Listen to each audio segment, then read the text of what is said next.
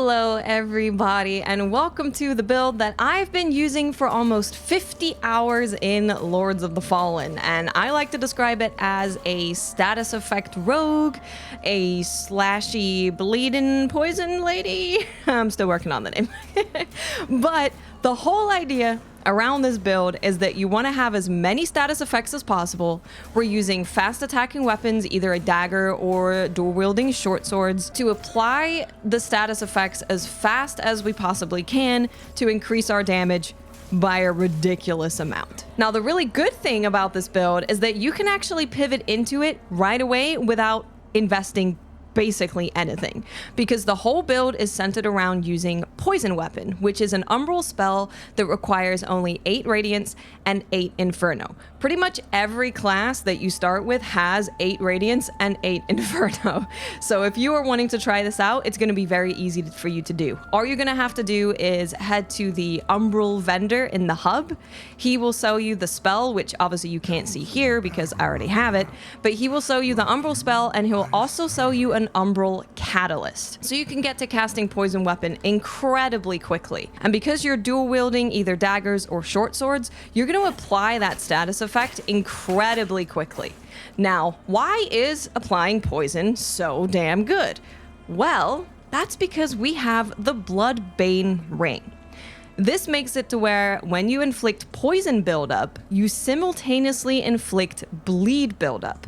Now, you can use this build before you get this ring. If you do, I would just recommend using any weapon that has bleed on it. So any of these like hollowed weapons that are wrapped in like thorns or barbed wire, they all do bleed damage. So anything that has this on it is going to be good. You can use something like Bloodlust. That has innate bleed damage. It also has Burn, which is very good, which we'll talk about in a minute. But all of these kind of thorny weapons have bleed on them. So if you are earlier on in the game where you do not have the ring, or you just don't have the ring right now, you can bring along a weapon that has bleed on it, so you're doing poison and bleed.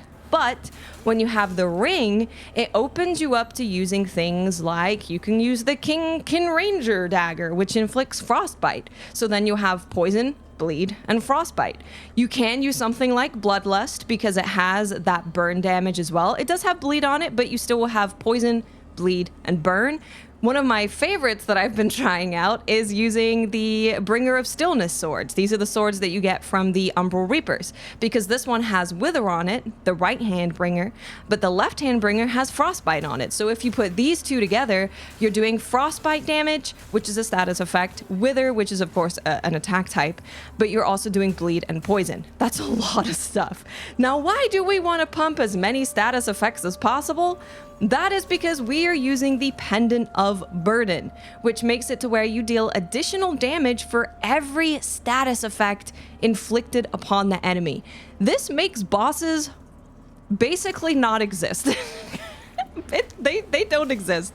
You do so much damage. It is crazy. And you get both the Pendant of Burden and Bloodbane ring from the area that everyone hates, the swampy area, which is very, very early in the game. So you can seriously access the power of this build incredibly quickly. You only need 8 Radiance and 8 Inferno for your poison weapon. You just buy whatever Umbrell Catalyst from the vendor. It really doesn't matter which one you use. And then you grab the Bloodbane ring, the Pendant of Burden, super early, and you are pumping out insane damage without having to invest a ton of points into going into Umbrell magic. Because it is a big investment, you have to invest into 2 stats instead of 1 when you're doing Umbrell. So it is a big investment if you want to do Umbrell stuff like I've been doing. But the only reason I have as much Radiance and Inferno as I do is just because I wanted to try magic like, I don't know, Flesh Tide.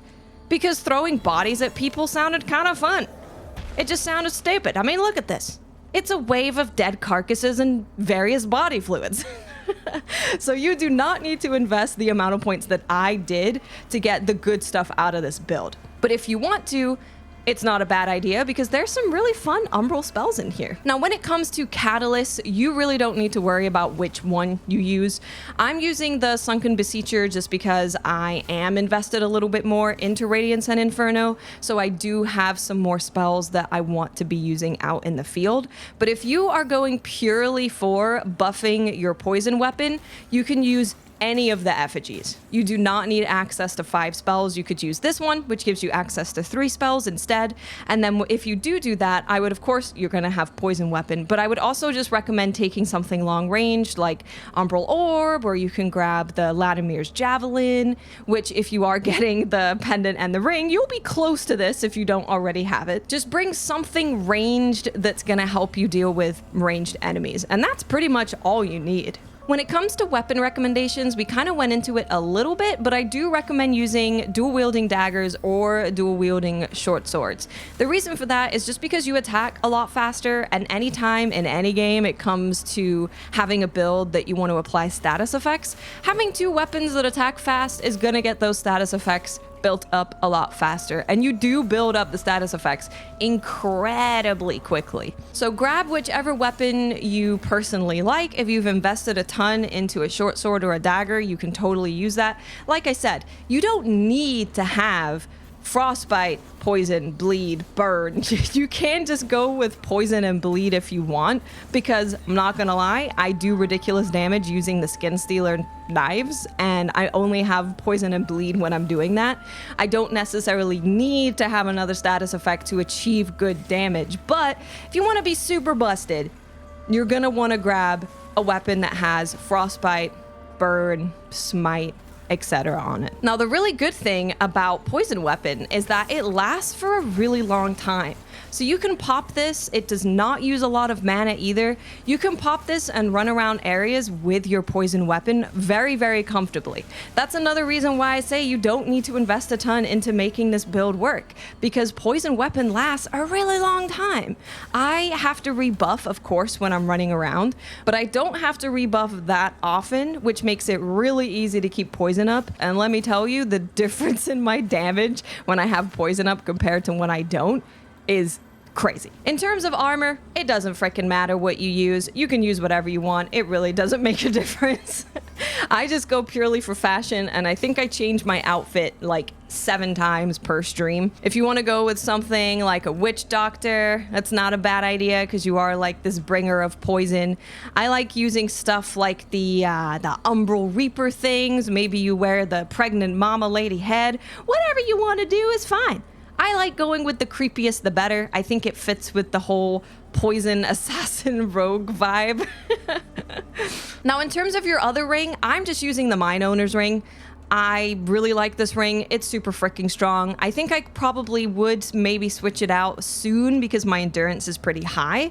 And if I did, I might look at doing the Ring of Knight's Fire because it increases my fire damage and wither damage. If I was to switch my weapons to using, say, Bloodlust, and then we could also do the Right Hand Bringer of Stillness sword, that means that I have wither and I have fire. So I'm gonna have increased damage with that ring for fire and for wither. But I really think you can pick whatever you want in here. If you're struggling and you want more health, grab a ring that gives you more health. If you're struggling against an enemy that is doing some kind of status effect, you can grab one of the resistance rings.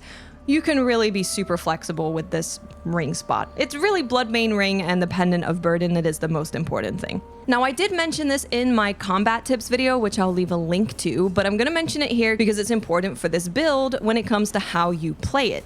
So the way that you're going to want to play boss fights is you're absolutely going to want to get into the habit of soul flaying the soul out of a boss. Now, the reason for that, 1, it's just good to do that in general, but 2, it slows down the enemy, it kind of freezes them in time, and it allows you to just wail on their soul.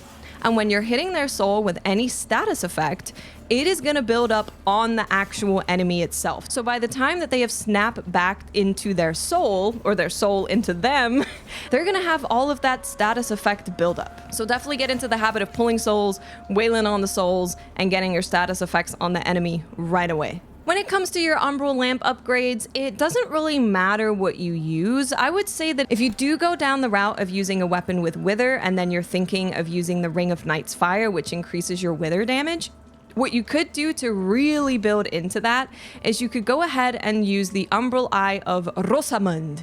This is going to make it to where when you dodge at the right time, it applies wither.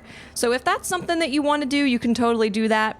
It's going to just give you another option of applying wither. You do more wither damage, you have wither on your sword, but it's totally not necessary. And honestly, with you using daggers or short swords, both of them have a super big parry window. The parrying is incredibly easy, so you might not want to be dodging anyway. But if you are building into the wither damage and you want to use the ring with the more wither damage, then using the Umbrell Eye of Rosamund is probably a good idea because it's just more wither damage. But otherwise, it doesn't really matter. Now, when it comes to runes, I honestly don't have access to a ton of them yet.